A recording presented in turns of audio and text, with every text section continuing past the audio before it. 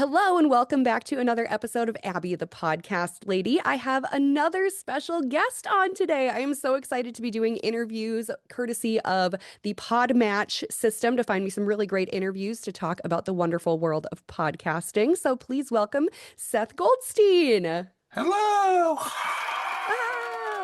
This is where we Very, put the very funny. cheering noises. I love Podmatch. Podmatch is great.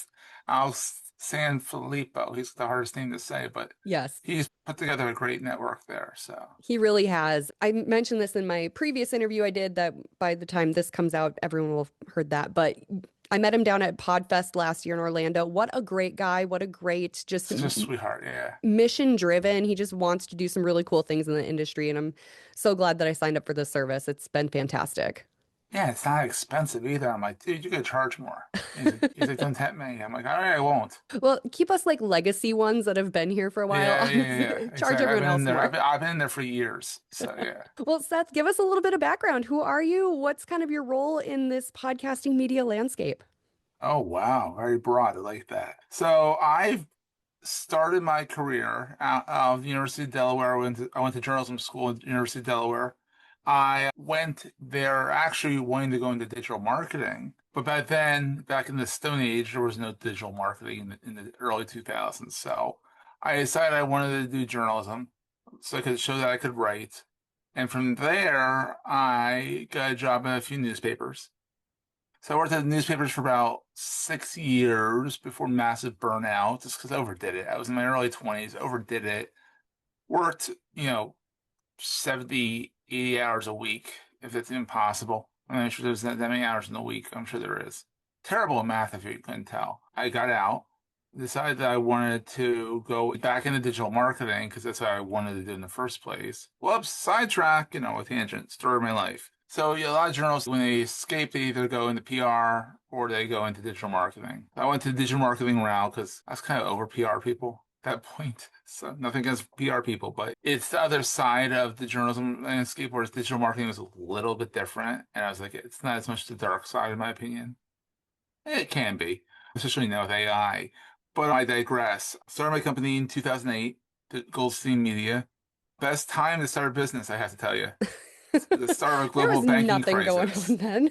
Oh my God. But literally, it was actually the best part of the smartest thing I did was because no one was hiring during a banking crisis. So I was like, okay, let me start hanging my shingle up, and I started building websites for people. Now, this whole time, since high school, I've been building websites for people. So it wasn't like I was starting blind with it. But it was the first time I actually had my business. 18 years later, I'm still doing that. Along the way, Adam Curry and Evo Terra, they all kind of started the podcasting space. Leo Laporte, they all got into the podcasting around 2005. So I had been listening to their shows for a while. I'm like, I love this medium. I love it. And around 2010 was when Google Plus came out and Hangouts on Air came out and podcasting got democratized. It wasn't like you had to hand code your RSS feed anymore. I jumped into podcasting at that point, and so it's been 15, 16 years later. I'm still podcasting. I have two podcasts I do regularly. I just got off one of them right before this call. So I'm insane. It's called Digital Marketing Dive. It's on its fourth season. And then I have Entrepreneurs Enigma. That's going on 300 episodes. I think by the time this comes out, it'll be past 300 episodes. And that's been going on since the pandemic. Wow. And now I coach podcasters. About a year and a half ago, I decided to jump in. I don't do the full suite like you do. I'm the front end where I kind of get them started, and I hand people off to people like you saying, hey, you don't want to edit your own podcast? I don't blame you. Go talk to Abbey. Well, we're going to get into all of this. I love the fact that you came from the journalism world because I came from the radio broadcasting world and Yeah.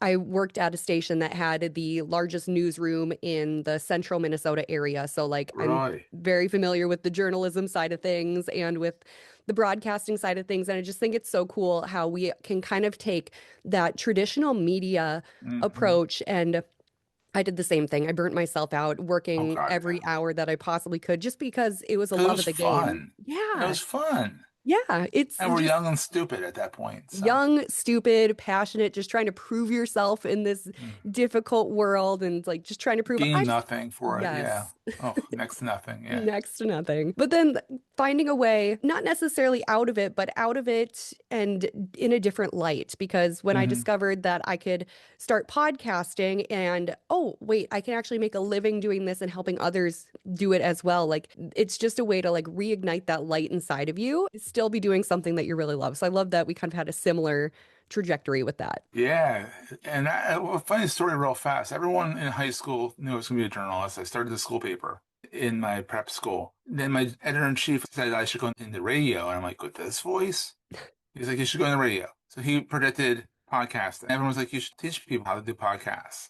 You should teach people how to do websites. Everyone kind of knew my trajectory before I did.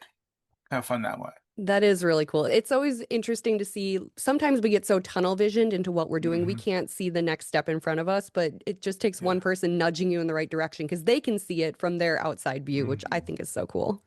Absolutely. Yeah. So let's go back to your journalism time and kind Yes. of that era of time you were in when you were transitioning out of that and going, okay, well, it's 2008. Transitioning. I tripped and fell out of it. Still, Tripped I'll and use that as a fell. nicer term. Yeah. Kind of stumbled out of journalism, but still ran So kicking and screaming, that kind of thing.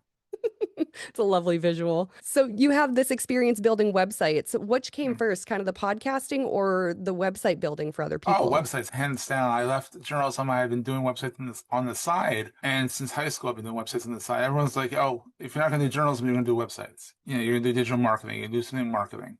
So for 17, 18 years, I've been doing websites, SEO, now GEO, AI, EIO, whatever the heck it's called nowadays. And so I've been doing that for a while, and it's been fun, and that's been ever changing.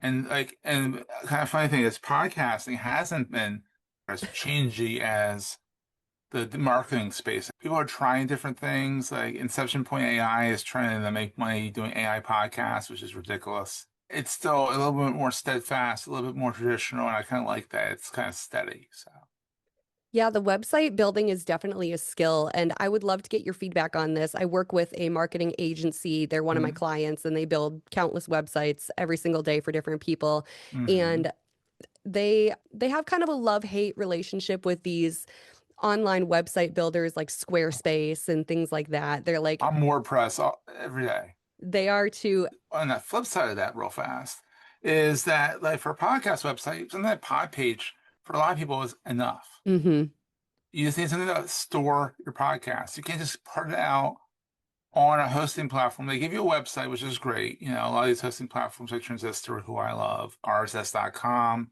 are fantastic.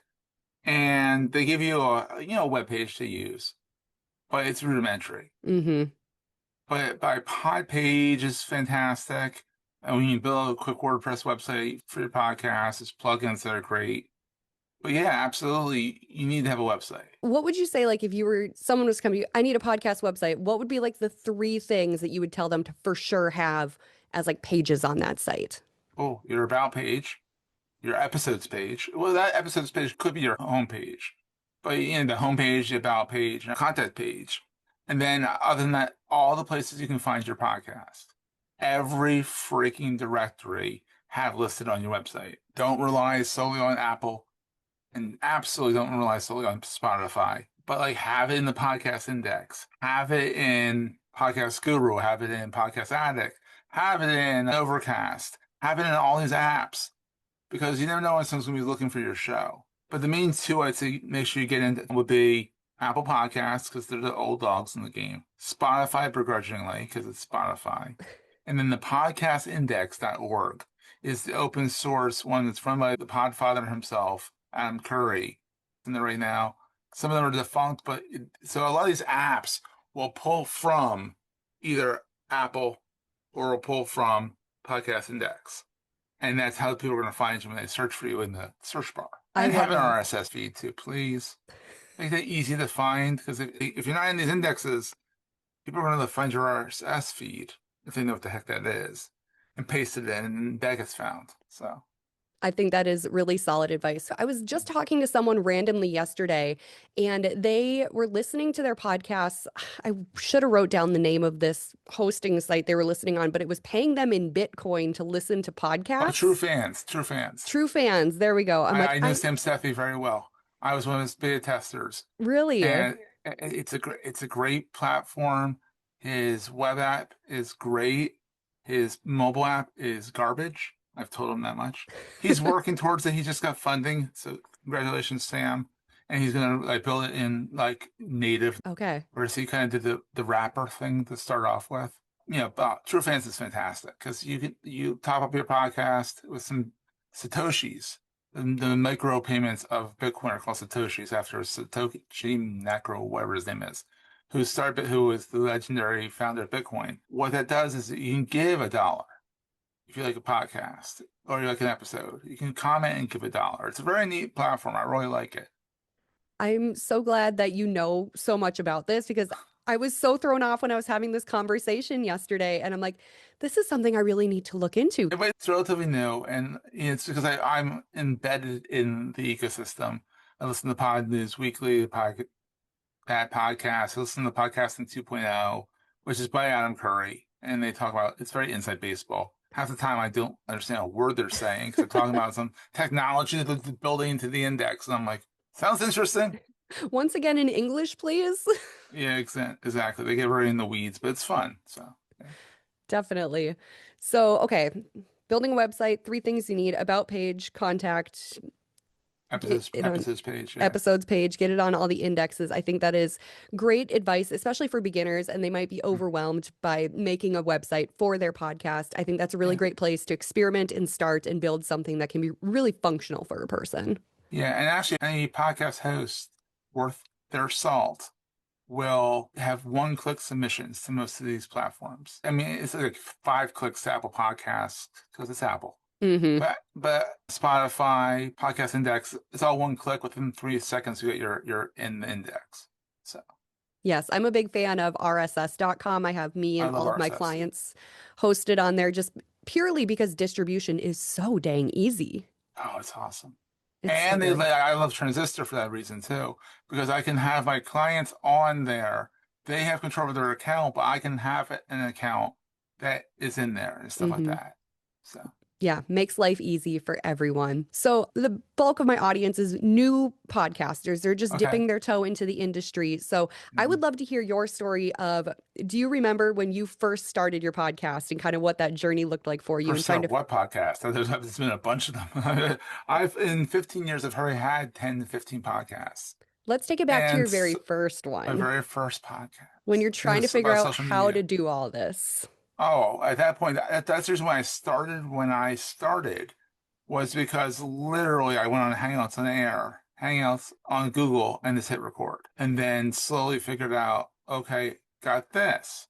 Now I have the file. How do I get it there? And it's literally taking a sledgehammer and whacking a bunch of windows, trying to figure out how to like get this thing to go where you need it to go. And I have to give a shout out to Evo Terra, who's one of the original podcasters. He wrote the dummy book on podcasting back in 2004, end of 2004. I read that book cover to cover because it was for dummies. So it was, hi, I was a dummy at that point, and that kind of thing. So the idea was that was very helpful. Now it's easier because you can just ask AI, how do I get this damn thing into this damn RSS feed? Hopefully I didn't get the explicit tag just then. Oh Sorry. no, we're adults here. I declare open swearing. Open swearing, open season for unswearing like Open that. season on swearing. Yeah, that is so true now. Like, even when I started my first podcast coming up on almost 5 years ago now, Wow. I There you go. remember like ChatGPT wasn't really in the zeitgeist at all. No, I don't think it was around even then. Yeah. And so it was literally like, I just so happened to have a very loose friend who had a podcast. And I'm like, do I dare message them and ask them what they're doing? Like, I want a Yeah. podcast, but I'm scared to ask this like loose acquaintance how they're doing it. And Yeah. it's very intimidating. But podcasters love to talk about their industry, and they're a very welcoming bunch. Yes, and that is something I definitely learned. I think coming from the world of radio, I was a Hmm. little like, oh, everyone's like keeping all their secrets and their tricks of the trade close to the chest. And what I realized in podcasting is there's really no gatekeeping. We're all here to see each other succeed. We're all throwing shit at the wall and seeing what sticks. Yes, 100%. And half the time it doesn't stick. I mean, Podfade is a real thing. I mean, of those 4 million podcasts, around 200,000 are active. Of that, about 60,000, 62,000 are actually past the pod fade. Most people fade after 7 episodes. This is tough work. And not everyone's as insane as I am. I have a 300 episode podcast because I'm just insane. There is something to be said for like sticking it out past the pod fade. Oh, And yeah, force it. Yeah. you have to like force it. And I always celebrate with my clients when we get up to episode 20 because I'm like, this is a huge Yes. milestone. Like, you guys have stuck it out for 20 episodes, and a lot of them are Oh, weekly episodes. So I'm like, you guys, we've made it like essentially half a year at this point. I am so proud of you. We need to celebrate these milestones because not everyone makes it this far. no. And honestly, I tell people a lot of people do as I say, not as I do, because seasons are better because you can say like, and you set expectations. You say, hey, look, audience, we're going to do a digital marketing dive. We're aiming for about 12 episodes this season. It was supposed to be monthly. We missed a month by accident. It happens. Remember, it's not NPR. It's not radio. It's not newspapers. It doesn't have to be as consistent, but consistency is important. Setting expectations is important. Making sure that you say, hey, this is going to be a 20 episode season. We're going to take a break for like a month or two and come back for episode, season 2 and have another 20 episodes. Set expectations for yourself, set expectations for your audience. And I think knowing that if you do set that expectation of, hey, we're taking a month off or 2 months off, that gives you time to not necessarily burn yourself out on it, having to produce an episode every single week and get all this content made for it. It gives you a light at the end of the tunnel. Like, hey, I Yeah. do have a break coming up and I can recharge and evaluate what went well, what didn't Mm. go well, And adjust. and adjust. That is so Also, crucial. I'm a very big proponent of banking episodes. I'm not a fan Yes. of live. I'm like bank some episodes, do 3 or 4, release the trailer, release 2 episodes up front, and then after that, always have 1 or 2 in the hopper so you can go on vacation for crying out loud. Mm-hmm. Or Yep. get sick, God forbid. Yes, cold and flu season it has been hitting all of my clients so hard. I'm like, you guys, we're prepared for this because I told you everyone needs to have 2 emergency episodes in the shoot just in case of this happening. And then it's been happening, and they're like, oh, thank you so much Laryngitis for is the worst. yes. My 200th episode, I had laryngitis. Ugh. And I put it off, and I went through my, and it was for the 200th episode, so it was kind of like I couldn't really put it off. So I'm all done like this. That's like a little grandmother with a smooth 6 packs a day. But that's also there's something to be said for that real life element. I was creeping on you, obviously, because no one should go into an interview blind. And Yeah, I noticed that you have a online course on the school platform. yeah, school's pretty fun. Just recently have been getting so many ads served to me Oh, on social I do media. too. Well, and I'm like, what is this? Because I work with some clients who use platforms like Kajabi for online Oh, coaching programs. oh So God. I would I love to hate hear, Kajabi. it's very complex. I would Yeah, love it's to too hear much. your experience with discovering school and what your kind of course is about and how it can help Yes, people. I think this absolutely. is fantastic. Well, first of all, Alex Hormozy is like a cockroach. I mean, in the nicest way possible, but he's everywhere and you can't kill him. So he's been talking about his investment and his co-founding of school for he owns acquisition.com, is a big time investor, kind of like Gary Vee. So Alex has been talking about this school platform forever. I'm gonna check it out. The $99 a month for the platform. I'm like, that's a nice nut to have to, crack there. And eventually I was like, I have the podcast coaching platform where I'm coaching people one-on-one. It's a higher ticket item. And I want to democratize this a little bit, make it so it's a little bit lower level so people can come in. And the community right now is free. Eventually they're going to release tiers. I'm going to have a mastermind in there. It's going to be like $60 a month to get into a little bit more in there. There's going to be a top tier, which is going to be higher than that. But I'm still figuring out the numbers. The idea is that school is a community and a course where I can help people figure out how to get out of the weeds that's in their head. The problem with a lot of podcasters and people in general is they think too much about the nitty gritty, and sometimes you gotta get this damn thing out. Like the first episode is gonna suck regardless. Entrepreneurs Enigma, I was podcasting for like 10 years prior to starting Entrepreneurs Enigma. The first 11 episodes don't exist anymore. You know why? They sucked. They're still out there. I mean, if you look around, like, you can probably still find them. I'm not going hunting them then killing them. Episode one of the Entrepreneurs Enigma was actually episode 11 because I pivoted. I literally was doing pontificating about my entrepreneurial journey. Whereas no one gave a shit. Who gives a shit about Seth and his journey? And like no one was listening. And I went back to my journalism roots. I had been doing interview podcasts for 10 years prior to that, interviewing people. I have a knack for interviewing people because it is beat into your head with it in journalism school. So I'm good at interviews. So I pivoted.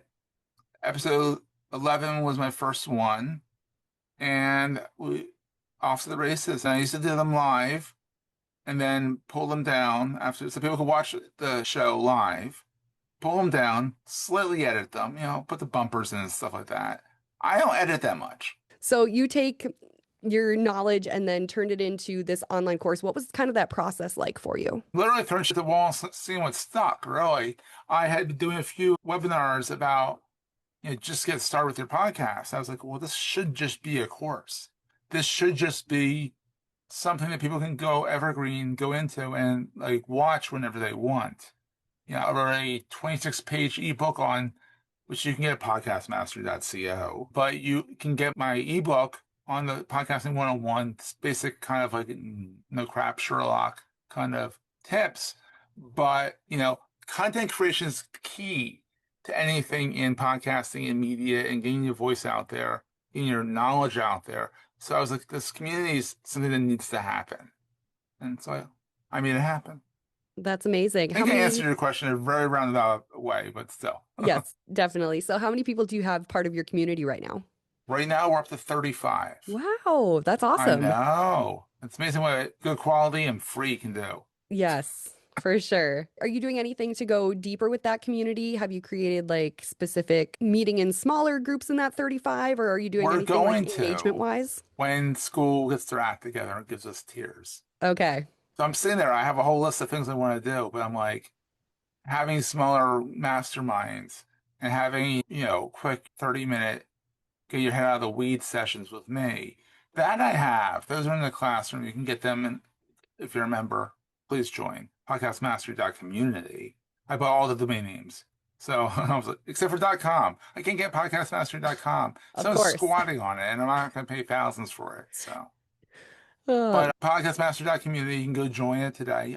Abbey, you're more than welcome to come on in and hang out with us as well.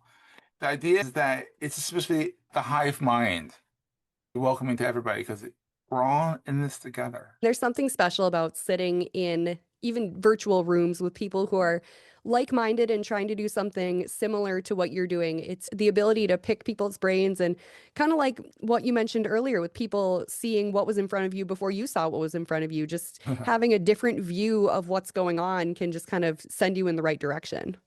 Absolutely. Get in on your group now on school so that when they level up their online presence, you can be part of all the extra stuff you have going. Because I think everything that you listed that you want to do, I think that's fantastic. It's been so And I much think fun. I'm just waiting. I'm like, come on, guys, give me tears, please. people are going to get Please. so much out of that, which I think is so amazing. We're getting up to kind of that half an hour point, which is like my sweet spot, which is what I like to listen to. And I think what the It's vast about the majority. size of American commute, I usually say. Yes, exactly, exactly. So I just have a couple of things to wrap up this interview here. I would love to get the complete rundown on your podcast right now, Entrepreneur Oh, Enigma. yes. So tell me all about it. All right, so that one started, as we all know, as me pontificating into the microphone and no one listening. It's going on 300 episodes. It's where I've talked to Guy Kawasaki. I've talked to all kinds of Rand Fishkin, name dropping these people that people probably don't even know who the hell they are, but still, they're names in my space. I use it as a way to get to know people, reach out to people, and potentially work with them on projects.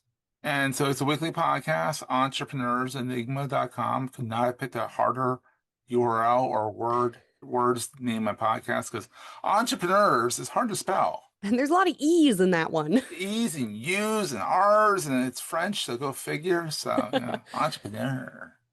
But it's a fun show. We get around 3,000 people listen to it a month. So it's my bigger podcast. Another one's Digital Marketing Dive. It's monthly now. And like I said, that's the biggest pivot. It was weekly, it was bi-weekly at one point. Now it's monthly. It was all different kinds of formats. It was me just talking to people. It was me and a co-host talking to people. It's me and my co-host, just us talking about a topic this season. So fun times. Yeah, for sure. And then my last question I have for you is what podcast are you currently listening to for fun? Oh, for fun. The Morning Stream. It's with Scott Johnson and Brian Ibbett. It's a daily freaking podcast. These guys are insane. They do it, it's like a morning show. It's like a radio morning show. And they live stream it, and it's fantastic. You can check it out. I'll give them a hat tip there. It's frogpants.com/TMS. Yes, I just said Frog Pants. That's the name of the network. Frogpants.com/TMS. Fantastic guys. I know them, and they're hilarious. And they go for an hour every day. As someone who did morning radio, it's hard enough to do it when you're a salaried employee, but doing it on the daily as your main bread and butter, you're in They've charge been of doing it it. for Like, 12 years. that's It's 12 years of them doing crazy. this. It's insane. Well, I'm gonna have to tune into that one because I'm definitely It's a interested. fun one. It's And a fun honestly, one. just the mechanics of how they're doing this. Oh, the mechanics are hilarious because Scott always mispresses the soundboard. It's like quack quack when we want to go moo or whatever the heck it is. That is It's so hilarious fun. and it's live, so he just puts the bumpers on it and calls it a day. And they have a great Patreon, which is worth paying for. Well, I absolutely love this, Seth. This was such a fantastic conversation. I would love to have you back again. Wealth of knowledge and a great conversation. So thank you so Oh, much for taking some time.